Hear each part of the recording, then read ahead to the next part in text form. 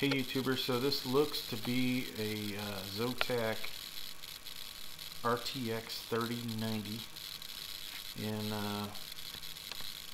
the way you can really tell is, look at that GPU power connector is way different than any other graphics card. But yeah, this is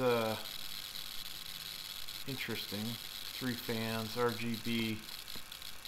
This thing's going to be super expensive, and then to get a power supply on that is just that's going to be another story there. Let's zoom in a little, see if there's anything else.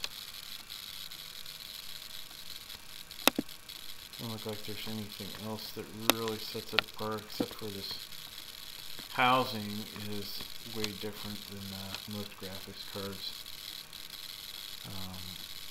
Hopefully it's sturdier.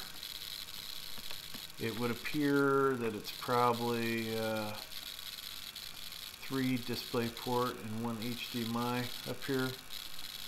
So once again, no DVI dual. And so there you go, folks. Pretty cool, huh? Thanks for checking out the video.